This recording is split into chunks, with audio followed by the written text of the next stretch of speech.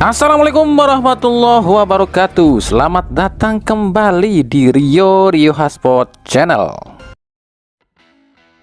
Inilah skuad final Timnas U23 untuk ajang AFF U23. Totalnya itu cuma 23 pemain lo ya. Tapi karena ini Piala AFF jadi ada keringanan ya.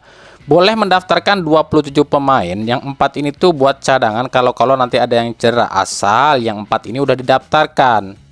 Kiper itu ada Adriansa dari PSM, ada Dava Fasya dari Borneo FC dan juga Cahya Supriyadi dari PSIM. Kemudian back ada Kadek Arel dari Bali, M Ferrari Bayangkara FC, Alvarezi Buffon dari Borneo FC, Brandon Sundemen dari Arema, Kakang Rudianto dari Persib dan Frankie Misa dari Bayangkara FC. Lini tengah ada Robi Darwis dari Persib, Tony Firmansyah dari Persebaya, Raihan Hanan dari Persija, Doni Tri dari Persija, Yardan Yafi dari Persita dan Arkan Fikri dari Arema. Sementara di depan ada Victor Detan dari PSM, Altaf Indi dari Persis Solo, Hoki Caraka dari PSS Sleman, Jens Raven dari Bali United, Dominikus Dion dari PSS Sleman, Firman Juliansyah Semen Padang dan Rahmat Arjuna dari Bali United. Yang lucunya ada nama Frankie Misa, pemain yang udah dicoret tapi diambil lagi. Alasannya sih buat gantiin Mikel Tata katanya, karena Mikel Tata ini sakit katanya. Ya iyalah, siapa juga sih yang berani sama tim Pak Pol gitu loh. Jadi berarti inilah pemain-pemain yang dicoret dari Platnas Timnas U23. Yang pertama ada Malik Al-Husna dari Persik Kediri, Seva Sanggasi dari Persijap, ada Rahmat Syawal dari PSIS, Ahmad Maulana Syarif dari Arema, Mikel Tata dari Persebaya, Rivaldo Pakpahan dari Borneo FC dan Ahmad Wadil dari Malut United. Nah, gimana nih? Yakin gak dengan skuad tim AFF ini? Lawannya senior semua loh ya di tim-tim lain itu. Ya kalau Gerard Van den Berg aja yakinnya segitu yakinnya, ya kita pun harus dukung lah ya. Soal hasil kan kita berpegang sama ucapan PSSI, butuh proses. Yang namanya sesuatu itu perlu waktu.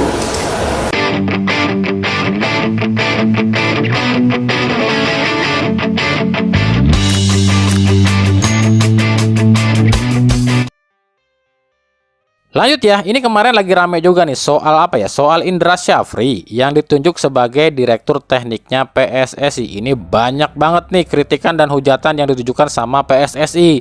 Ada yang bilang, lah ngapain juga mahal-mahal ngegaji Simon Tahamata dan Jordi Cruyff kalau ujung-ujungnya IS lagi aja yang jadi direktur tekniknya. Ada juga yang komentar, capek-capek bangun timnas, rasa Belanda, rasa Korea, biar rasa internasional, rasa Spanyol lah lain-lain.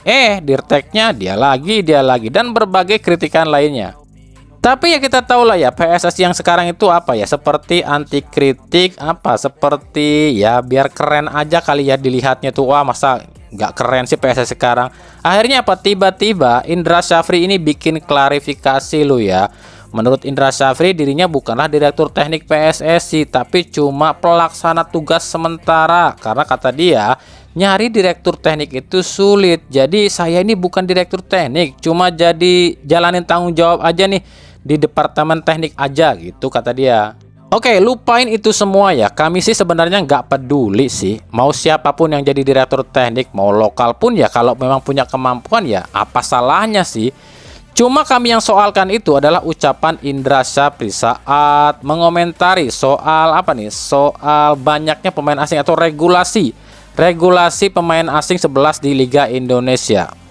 Jadi gini, kan ini lagi rame kemarin ini di media sosial kalau PSSI ini dikritik soal 11 pemain asing. Pemain asing mah 11, pemain asing mah ditambah, tapi kompetisinya cuma satu, yakni liga doang. Sementara liga lain banyak pemain asing tapi kan kompetisinya banyak. Nah, menurut Indra Syafri, kompetisi di Indonesia sementara banyak pemain lokal. Seperti misal mereka menuntut ada Piala Indonesia, kemudian di Liga Putri juga menuntut. Itu gimana Pak? Kok minim? Kita ada Liga 1, ada Liga 2, ada Liga 3, ada Liga 4. Minimnya di mana? Minimnya di Liga 1-nya, maksudnya pemain Liga 1-nya bisa bermain di Piala Indonesia. Mereka menuntut ada Piala Indonesia karena bertambahnya kuota pemain asing. Jadi pemain lokal ini kalau misalnya ada liga lagi, mereka bisa dapat kesempatan untuk bermain. Bagi yang tidak bermain di Liga 1 kan dia bermain di Liga 2. nggak bisa bermain di Liga 2, kualitasnya menurut pelatih yang menangani Liga 2 nggak mumpuni, dia harus rela dong bermain di Liga 3. Seterusnya Liga 4. Kita tidak minim kompetisi, yang tidak bisa main di Liga 1 bisa main di Liga 2, ada Liga 3, dan bisa di Liga 4 juga. Itu kata Indra Syafri. Dulu nih, gimana maksudnya nih Pak Indra Syafri nih? Maksudnya pemain lokal kita disuruh mainnya di kasta bawah aja gitu Pak? Di Liga 1 mah pemain asing semua dipakai.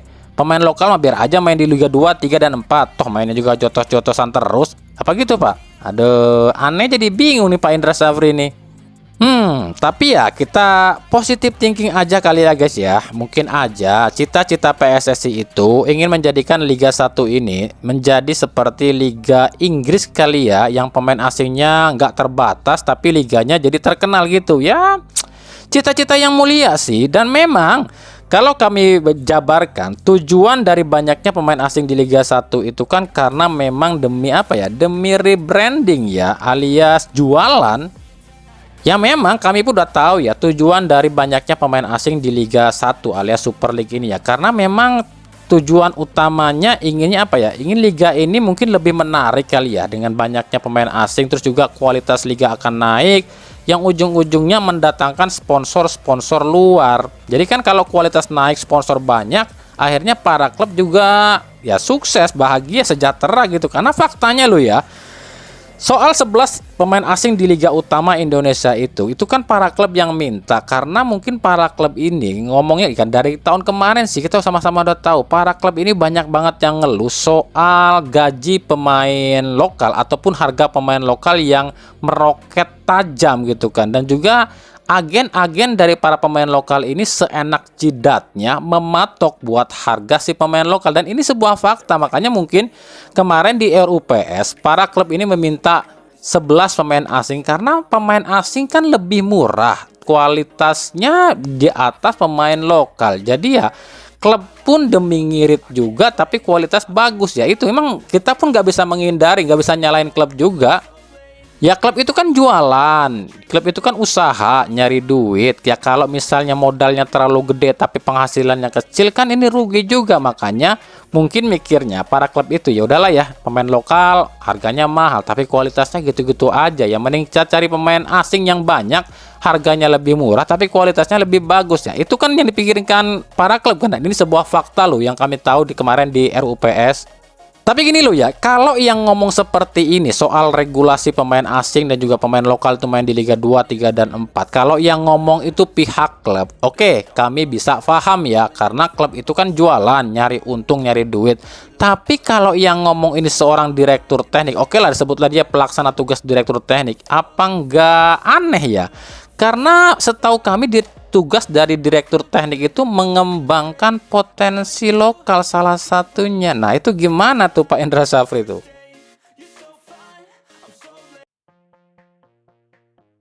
Kita lanjut ke berita klub. Pertama dari Persebaya. Persebaya akhirnya memilih PSS Sleman sebagai lawan uji coba dalam acara launching team yang akan digelar pada 19 Juli 2025 ini. Laga ini sendiri akan digelar di Gelora Bung Tomo. Nah, di sini kabarnya Persebaya ini akan mengumumkan nih rekrutan asing terakhirnya pengganti Flavio Silva dan juga jersey yang akan dipakai di Liga musim 2025-2026. Dari Persita Tangerang dikabarkan akan mendatangkan ex-striker PSM Makassar dan Bali United Everton Nascimento. Musim lalu di Bali United, striker asal Brazil berusia 32 tahun bertinggi tubuh 186 cm ini tampil 25 kali, cetak 5 gol dan 2 assist. Everton sendiri saat ini resmi tanpa klub ya, usai kontraknya habis di Juni lalu bersama Bali United. Dari Bayangkara FC ada nama Dejan Racic. Ini striker asal Montenegro berusia 26 tahun bertinggi tubuh 188 cm yang saat ini tanpa klub. Klub terakhirnya adalah Hougang United di Singapura. Tampil 28 kali, cetak 24 gol dan 5 assist. Wow, gacor juga ini si Racic nih.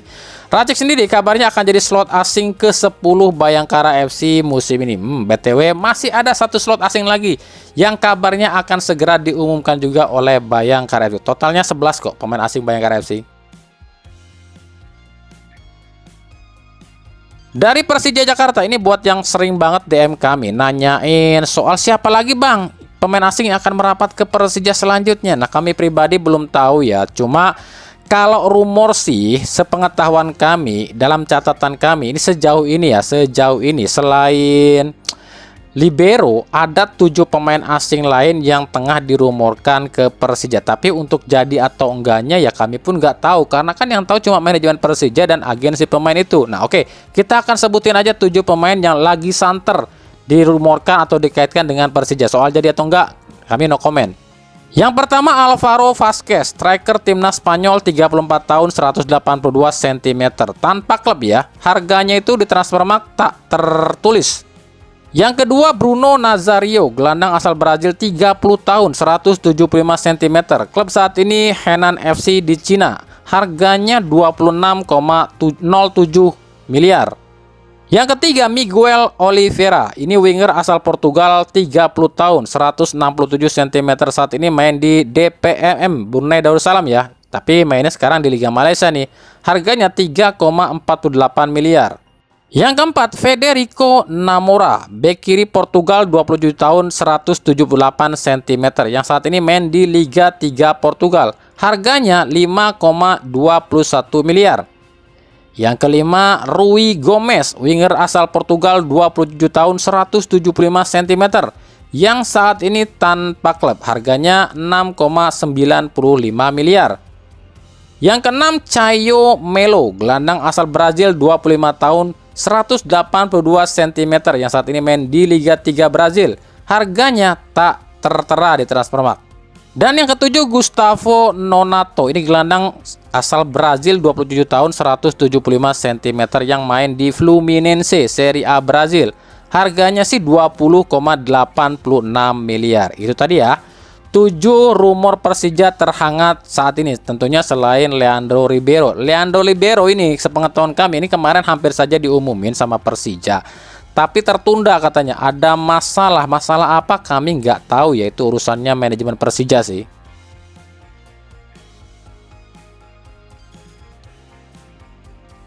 Dari Persib Bandung, hadirnya Ramon Tanque sedikit memberi angin segar bagi Boboto untuk lini depan Persib sepeninggal Ciro Alves dan David da Silva. Sebab Ulian Baros ini dinilai belum cukup apik nih untuk lini depan Persib.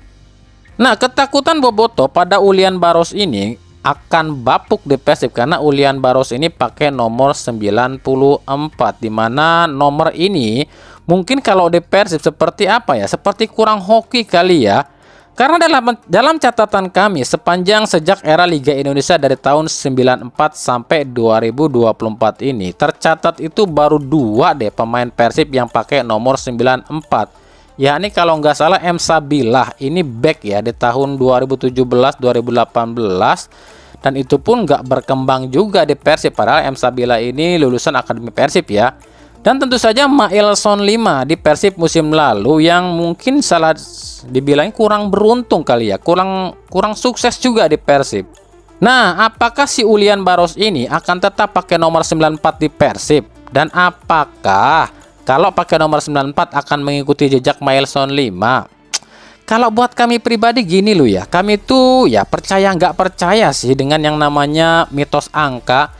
Tapi di dunia sepak bola kadang ya hal seperti itu memang ada.